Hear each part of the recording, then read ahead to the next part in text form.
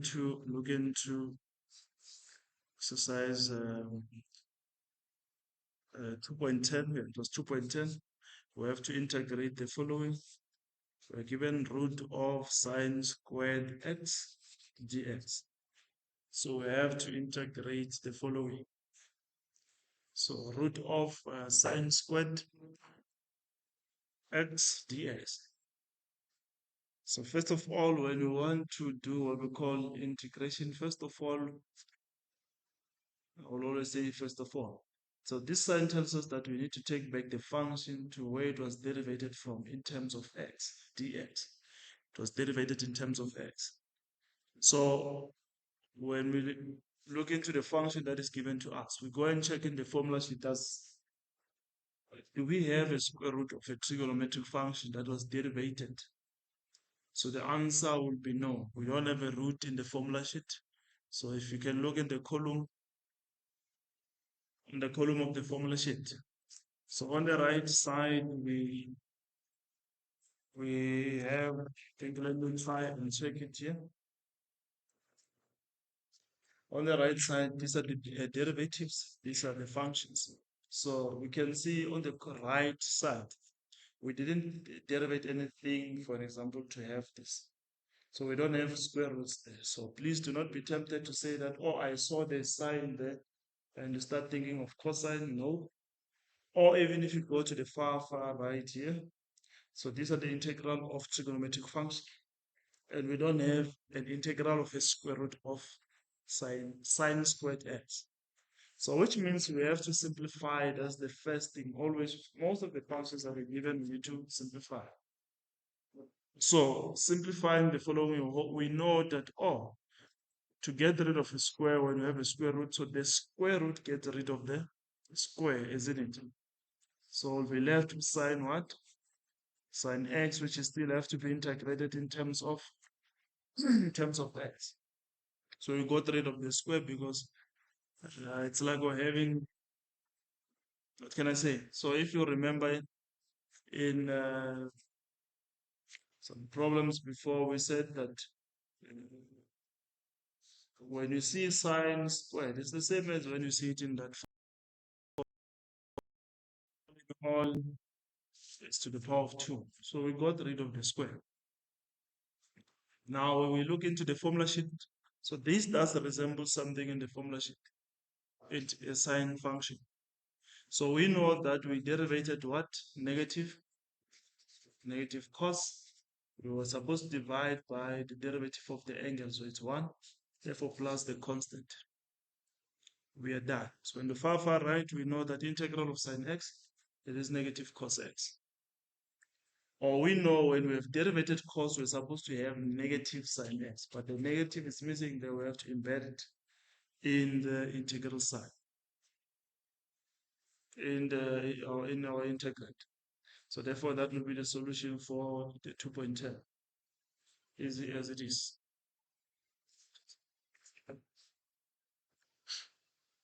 So the second one, we said we have to do is 3.7. So exercise 3.7,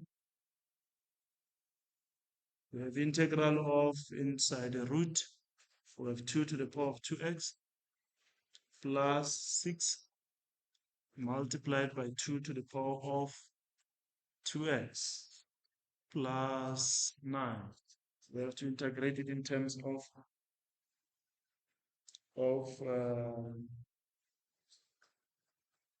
x there.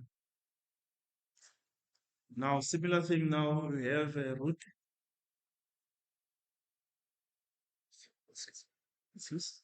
We have a root then. So we have to integrate. So we inspect our functions. We know that even if we wanted to think of power, what is it? Exponential loss, exponential also same. We know that we didn't have derivative of a square root. So it was better if we had it as a root of something. And on the side, we see a derivative of what is inside. So now we just have all functions inside the root. And we don't have chain, can I say chains of functions? or we don't have a square root in our formula sheet where we have exponential function inside. So it calls us to do factorization. Now, what happens here, whatever is inside the root, surely we have to try and do something. What can we do? So I think when we look into factorization, we can factorize what is inside. Because it's like we're having 2 to the power of 2, here is just 2 to the power of 1. Let me just give an example of that. And we have a constant.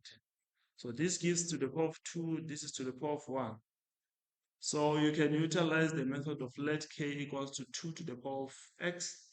You'll see that when you say 2 to the power of x is equals to k, you'll have k squared.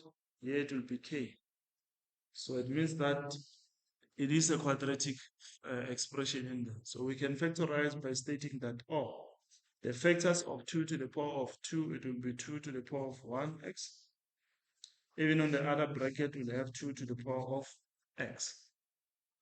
So that when we multiply 2 to the power of 2x, we will still get 2 to the power of 2x. Because x plus x will give us 2x. The bases are the same, we'll add the exponents. And we need to figure out factors of 9. When we add or subtract, they will give us 6. So that they will give us 6. So therefore, we know that factors of 9 already, it is either 9 and 1 or 3 and 3. So 3, 3. Integrate in terms of x. So we know that 3 times 2x, it will be 3. 2 to the power of x, and the other one to the power of 2x. Let me just here. So as what I'm saying, when we multiply, we'll have something like that. Even on the other function, we'll have 2 to the power of 2x. So when we add the following, it's like coefficients of the functions will give us 6. Then we'll have 2 to the power of 2x. So that's why when we said when we multiply 3 times 2 to the power of 2x, we'll have this. And please don't make a mistake of saying you want to multiply 3 and 2. This is in terms of a function. So you can't say you're multiplying 3 and 2 because they are not having the similar exponents. So it is still a coefficient of 2 to the power of x. So this is in terms of a variable, this is a constant. Or I can say it's in terms of a function, this is a constant. So these are the simple basics. You must not make a mistake of multiplying. We added 3 and 3, 6.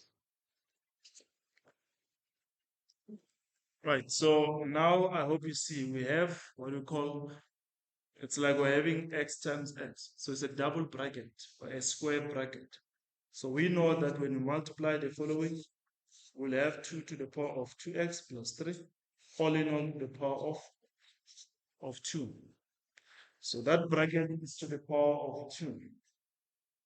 Now, so it give us the idea of that, when you have a factor raised to the power of 2, the square root gets rid of the square there. So we'll have our answer integral. Let me just put in a bracket 2 to the power of x plus 3. We got rid of the square. So multiply by dx. So we got rid of the square. Now we can integrate the following. It's additions of functions. So we have sum of functions. So now at least we can integrate. So we can focus on function, the exponential function to the power of x. What did we derive to get that? So we know the exponential function will always appear as it is. But in integration, this sign tells us that we need to always divide by the derivative of the exponent, which is 1. And we need to divide by ln of the base, ln 2. So it's 2 to the power of x divided by natural logarithm of the base 2, the ln 2. Now, when it comes to the constant, what did we derive to get a constant? So we know that in terms of x, we derived what? 3x. Or we add 1 into x to the power of 0 there, which is still 1. So it's going to give us 1 divided by 1. And plus the constant. That is the answer. So when we have to derivate this, it must still give us what we're having there on top. So derivative of 3x, it is 3. I hope it's clear. Yeah. Okay. The other one I said is 4.2.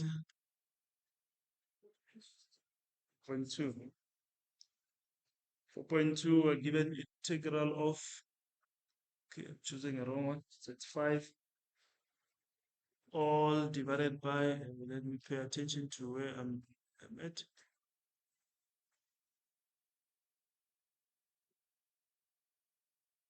So that's not the one. 4.2. So it's 5 all divided by x to the power of, is it 3? Yes.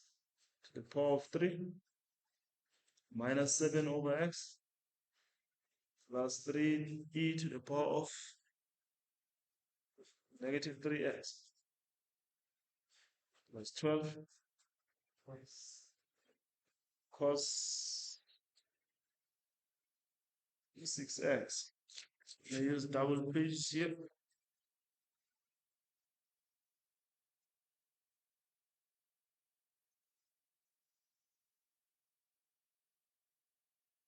And the last term is negative cosec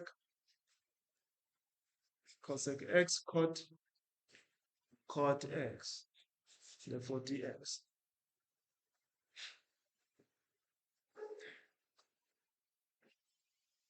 4.2.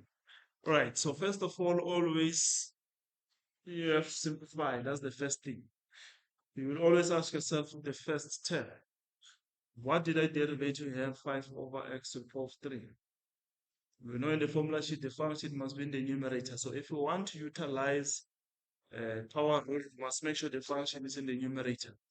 So we are going to say 5 times now x to the power of negative 3. The exponent changes when the base x goes to the numerator. So please, not to waste time on this one, let's not waste time. We know the function x is in the denominator. We cannot take x to the numerator because to use power rule, n must not be negative 1 because we have to add 1. So it means we know that it comes from natural logarithm, isn't it? I want to multiply 7 times 1 over x, still the same. So 7 times 1 is still 7. And the exponential function, it is in standard form, it's fine, we can leave it as it is. And we can have our plus the trigonometric function, cos, it's still multiplied by 12, 6x. Therefore, we inspect if this resembles something in our formula sheet, negative cosec cot. Yes, we know we have derivated what? Cosec, isn't it? So if I look into the formula sheet, I know negative cos came from cosec, So, but we are not integrating. I'm writing everything in terms of x as it is, or simplifying the first two terms. The first two terms, that's the terms that I was simplifying. So please do not integrate while you're simplifying, because the moment there's still the integral sign and dx, and you make a mistake of integrating in the midst, it's a math error. I'll rate it 0, because it's not a function that you're having. It's either you can split and make sure it's out of the dx, you integrate and leave the other functions which are still simplifying and integrate the other ones. That will be fine. So now we know integral of the following. We are going to add 1 into negative 3, which we're going to have negative 2. And we need to divide by the exponent, negative 2.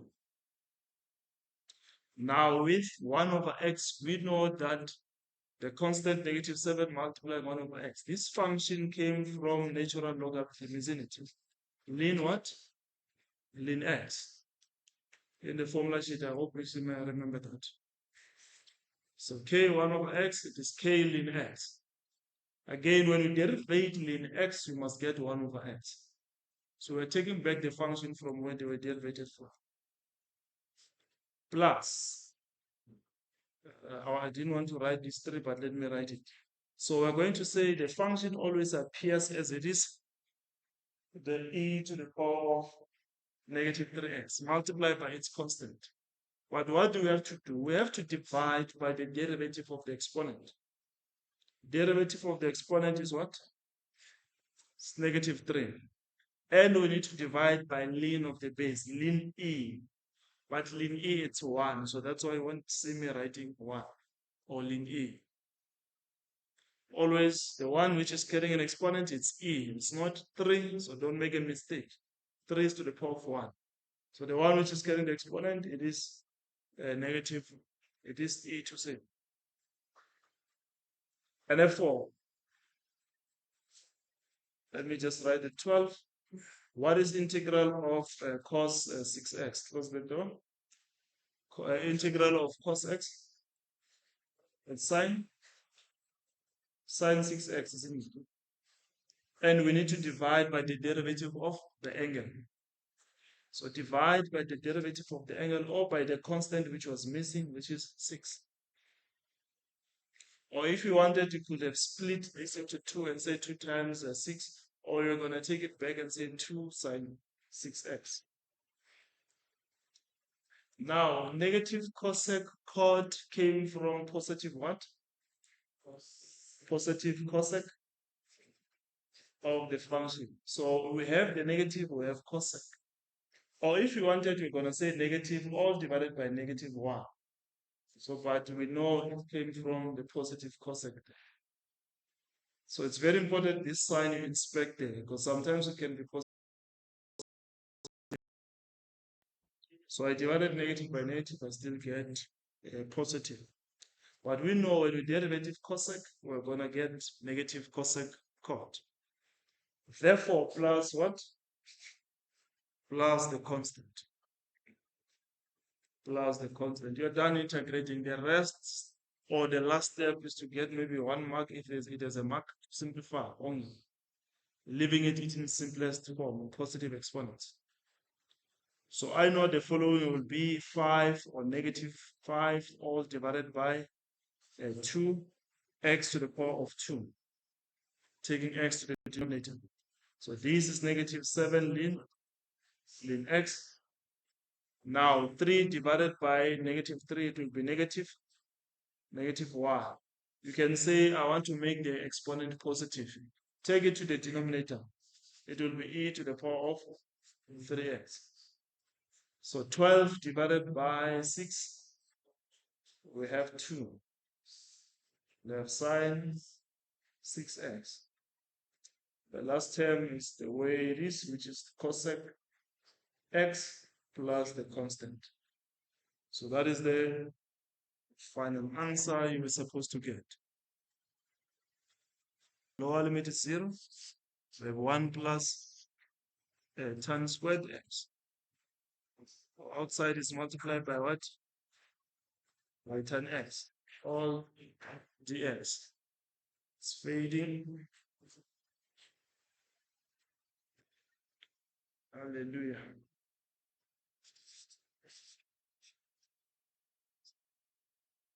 So we have 1 plus tan squared x inside the square root. So what is inside the square root? It is 1 plus tan squared.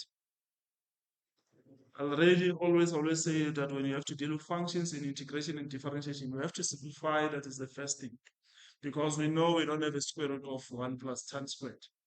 And again, we don't have product of functions of tan, except for cosec cot and sec tan. So here we don't have to.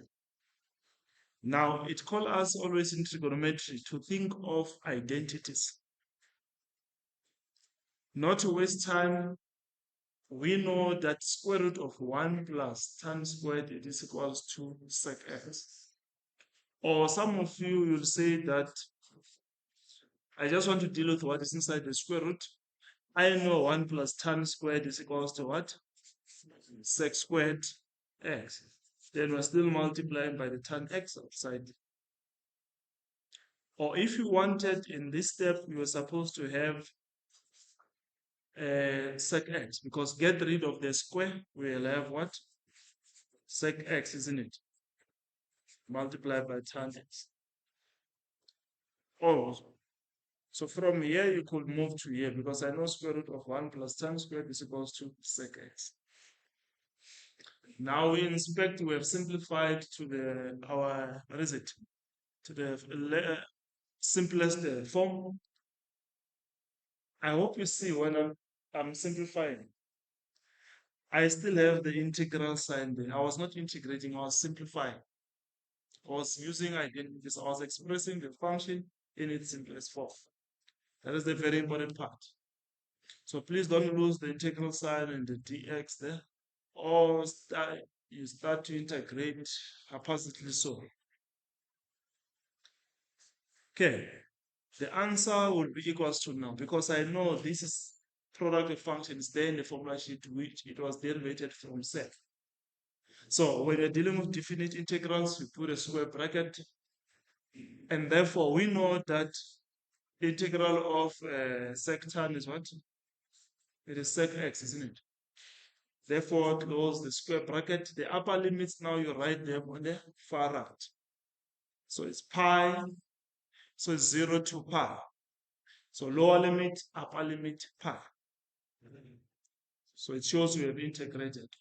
Why are we not putting the constant? It's because when we are going to subtract from upper limit to lower limit, the c is going to be eliminated. So that's why we don't put the constant in definite integrals. And therefore the answer will be equals to, we're going to substitute our value pi from upper limit, it's pi, radians is pi radians, then minus sec 0 radians. I hope you still recall that pi rad it is equals to what? 180 degrees, isn't it? So it's not just pi, it's degrees. It's in radians to see. It's a pi radians. It's measured in radians. So we know that when you punch this in your calculator, you're going to say 1 over cos, isn't it? 1 over cos 180 degrees, or 1 over cos pi radians. So you can change your calculator into radians and you can put the pi. It will give you, at 90, do we have 0? At 90, it's positive 1, right? So you got positive 1. You see, I have put it in a bracket. Always when you subtract from lower limit, put it in the bracket, because you might have two terms here, so they must always subtract. So therefore, the solution will be negative 2. So negative 2. To those who look into the question paper that I said I've uploaded, you will see that I did something like when we're derivating a trigonometric function, finding the maximum and minimum. So there I even explained when you're putting pi, either change the calculator to radians or you leave your calculator in degrees and make sure pi must be equals to 180 degrees. Because in trigonometry, it's not a pi that of 3 point something that you know, it is a rotation in radians. In radians. I hope that is clear. So I hope you see that's how we're supposed to get it. Same thing, this is pi over what? 4. Is it pi over 4? 5.8. And the other one is pi over 6. The lower limit is pi over 6. We have 1 over 1 minus cos squared theta and dx. Theta and dx. So the first thing that you have to do, you have to first simplify, as I mentioned earlier. You have to simplify, because we know we don't have a quotient of functions. We don't have quotient of functions. That's the first thing we know. So we're doing that one now. When we have to integrate to mention, I want to say that we mention. So Let's try and think. Because before we even determine the definite integral, pi over 6. So we know what is in the denominator. 1 minus cos squared is equals to sine squared theta. Therefore dx. Again, in the formula sheet, do we have 1 over sine squared that we have derivated? No. Or we have to integrate? No. So must always look into the formula sheet when you are integrating. So, but I know that 1 over sine, according to reciprocal function, 1 over sine is equals to what? Cosec, cosec squared. In fact, this 1 over sine is cosec squared what? Theta. Therefore, dx, isn't it? If you brush up your trigonometry, 1 over sine is equals to cosec theta. And 1 over cos is 1, it's a sec squared, or sec to say 1 is sec. So if sine is squared, even cosec will be squared. Now we have simplified to the simplest form. Now we're going to split it in the formula sheet. That what did we derivate to get cosec squared? We derivated what? Cot, isn't it? Yeah. There's a missing constant there, which is negative. Well, negative. So we need to multiply or divide by that negative 1. I hope you see. When you derivate cot, you must get negative cosec squared. So there's a missing negative sign. So when you integrate, you know that this is going to be negative what? Cot theta. Therefore, from upper limit to lower limit, 5 over 6. Now, after integrating, you write on the far, you express your upper limit and lower limit the far right. So we can substitute now. The first thing we're going to do is we substitute from upper limit, which is pi over 4. Therefore, minus, I hope you see in bracket, negative cot pi over 6. The answer will be equals to. Okay. So we know that cot, if you're punching in the calculator, it's 1 over time. So 180 divided by 4, am I having 45? So it's 1 over tan 45, and then 45 is negative 1 over tan. So pi over 4, that's 180, we said 45 degrees. Minus into 1 over negative tan is this 30, ne? 4 over 6. It's 30 degrees. So the first one we will have an answer, and the other one we will have an answer. But please know how to change your calculator to radians. So make sure always focus your calculator in radians or in degrees. So that's the very important part.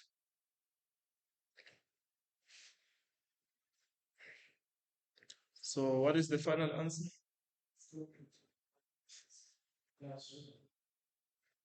So negative 1 plus root 3. That is the answer. Or if you want in decimals, is 0.8.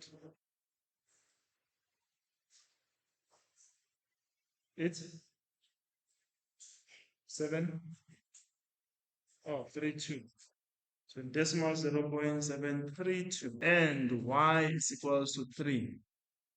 Now 11.1, we need to determine the points of intersection of the two graphs. So these are two graphs. One is a linear, it's not linear, it's a constant, or it's a straight line, or a horizontal line. We need to determine the point of intersection. Point of intersection, we're going to equate the two equations.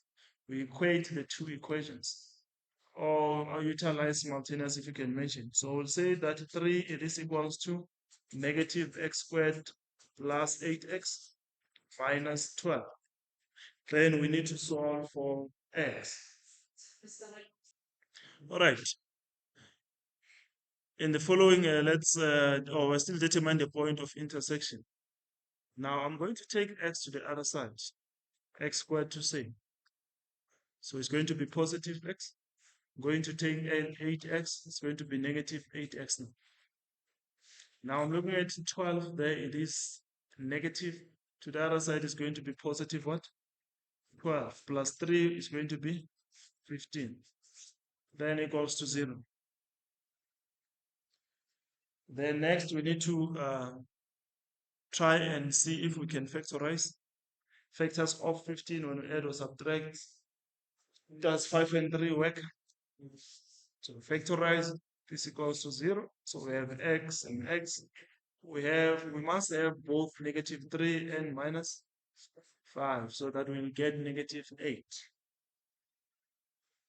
Now we know that the x values are equals to 3 and the other one is equals to positive 5. So it said we must determine the point of intersection. We need to substitute the values of x into the function. We shall the one which is having x. The one which is having an x. So we are going to substitute 3 first. To 3, therefore minus 12. We get a value. And the other one you must substitute 5. So this step is, it's 5. It's not that necessary, this one, minus 12 equals to into, this is negative 9, negative 24. There's 3 in it. So you see the importance of having the common calculation. So x is equals to 3. Now, what is this is 5, please don't make a mistake. So when x is 5, what is the y value? You're still getting? Well, still 3. So we have 3. Okay. So yeah, just to be true. Right, so these are the point of intersection. So point of intersection. 1, 3 is to what? We said 3, right? And the other one. So if x is 5, y is 3. Therefore, though we're done calculating the point of intersection, we need to answer the second one. Sorry about this. So we need to sketch the graph and show the area bounded by the two graphs. Now, when it comes to area, we know we need to have an enclosed area. We must have sides. So it can be an irregular shape. Now, if you have checked to some of the videos when it comes to sketching the graph, now when we're looking at the coefficient of this function here, I hope you see the coefficient of x squared, it is negative, right? So it's a set phase. So always a is less than 0. It means it's a negative value. So you'll have a graph, it will have a set phase there. The graph will bend downwards. Before you even waste time, say I want to calculate the point of what is it? The intercept and everything, just see that the graph will bend downwards. The only thing you have to determine or to get is the turning point. The turning point, you know, it's x equals to negative b over 2a.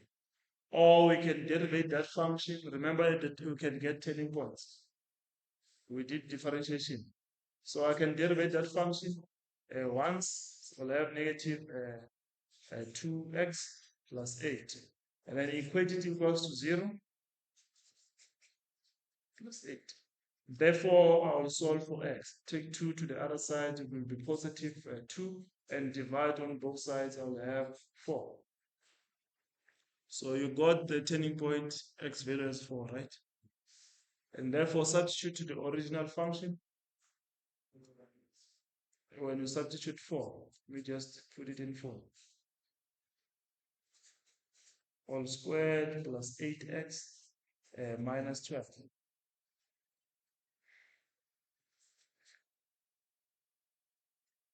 It's supposed to be 4 times 4. Yes. So we have what? Right. Oh, it's still 4. So we have 4. So therefore, I know that the turning point will be 4 is to what? Is to 4. So as I said, the graph will be bending downwards, not to waste time. I'll say 1, 2, 3, and 4. 1, 2, 3, 4. Just want to get the 10. That's too far. Can I say 2, 4? 2, 4.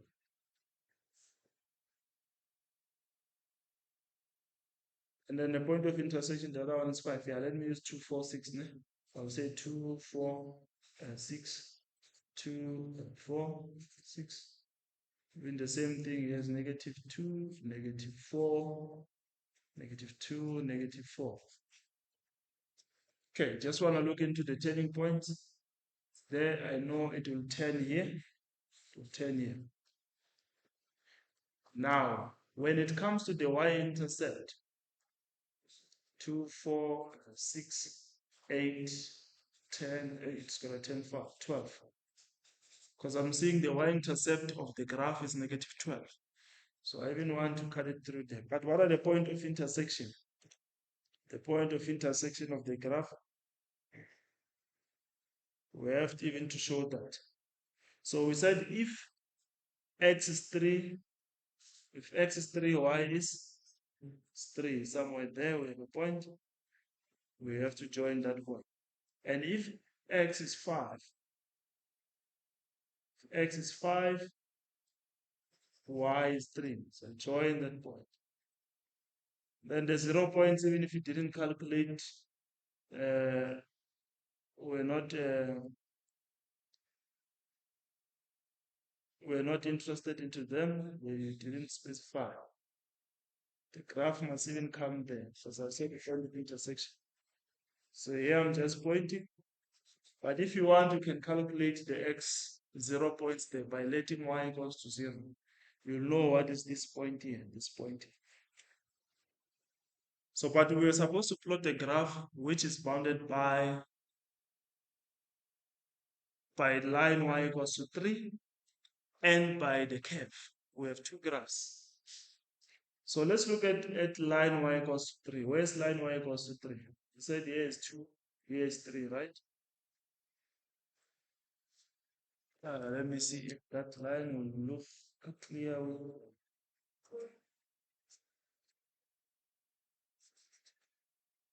So it just goes from infinity to infinity. That is line y equals to 3.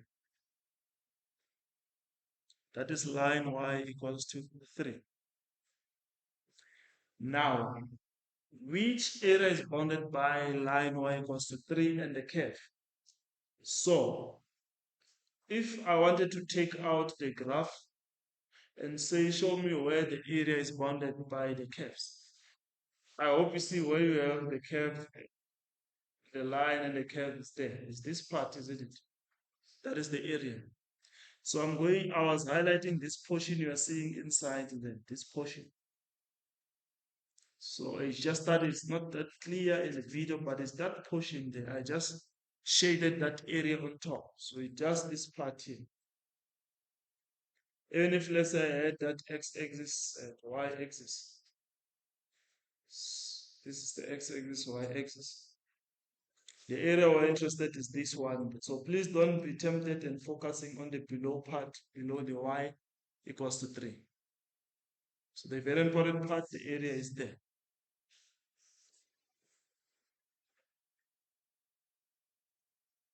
And the second part that we have to do is to make sure that we put the representative strip. A representative strip, it must be a rectangular area. So if you have checked some of the videos, I explained that this area, this whole portion, we can represent it by a small rectangular area. Though we have infinite rectangular strip, a lot of rectangular strips, so it is going to be dx. Yeah, it even went back.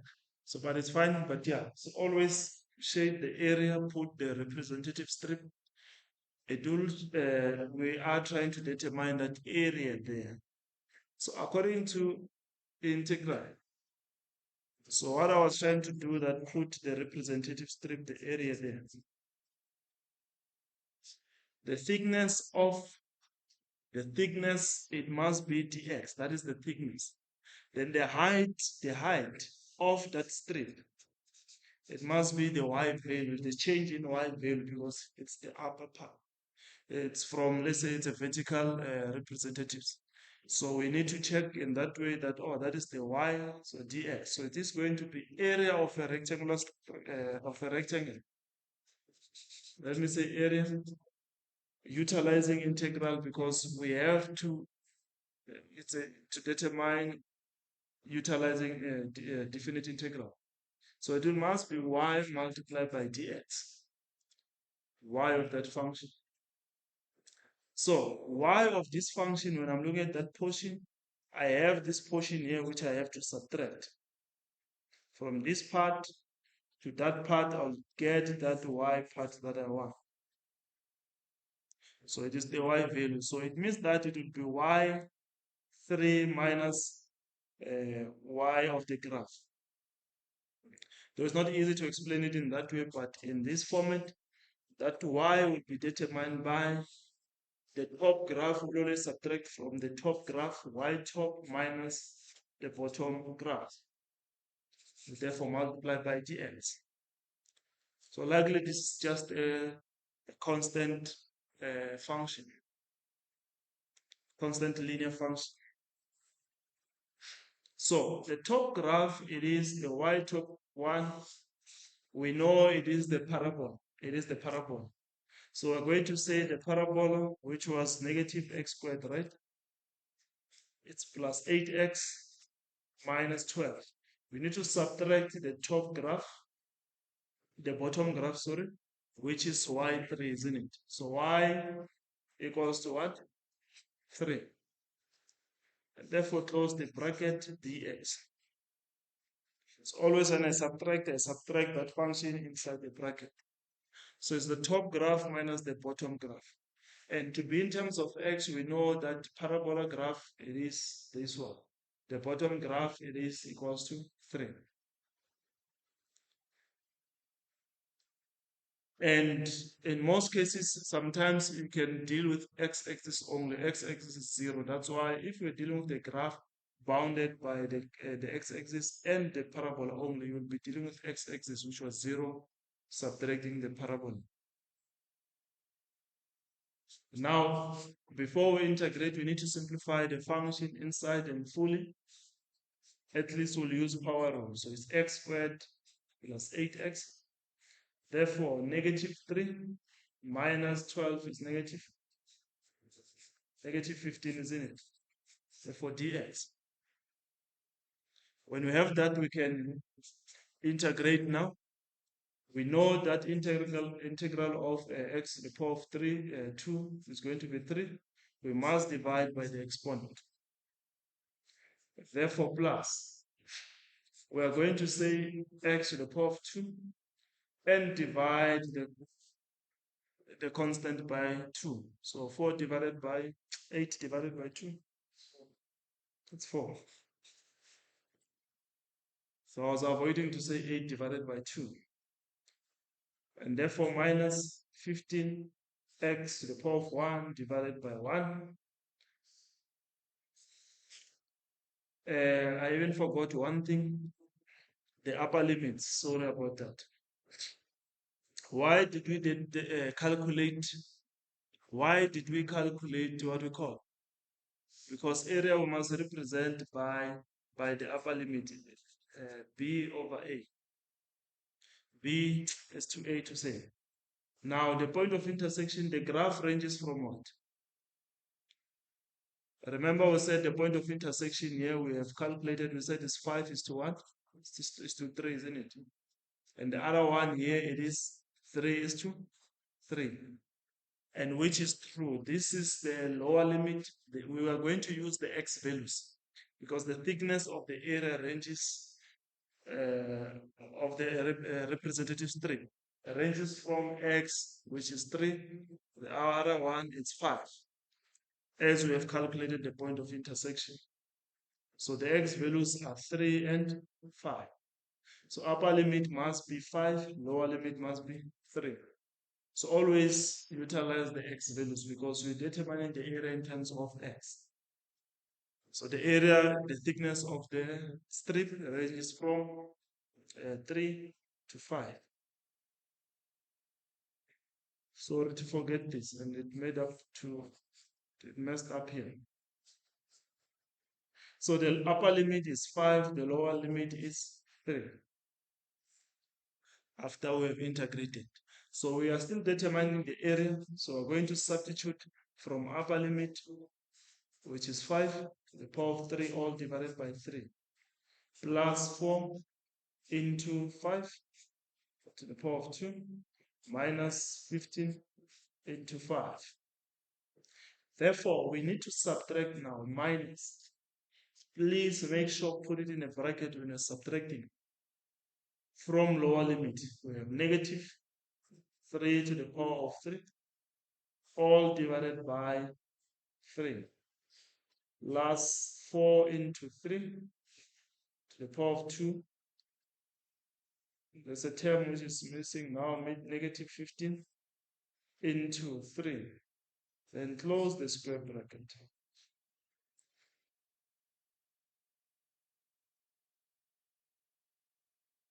So maybe you can first calculate the first part here. The 5 to the power of 3, which is 5 times 5, 25, times another. So you had 50 over 3. It's minus, yeah.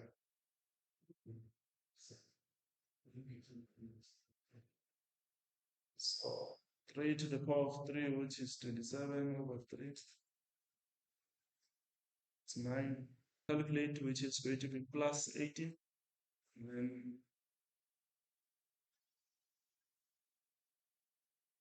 3, is it 84 over 3? The answer is 4 over 3. It must be unit squared. So the area it is 4 over 3 unit squared, or 1.6667, 1.33, 1.33 u squared. This was very long. So please practice different types of graphs, because when you go to this chapter, you'll answer utilizing graphs. And please pay attention. The area is bounded by what? By the curves, or is bounded by the x-axis and the line equals to whatever. So you must have an enclosed area.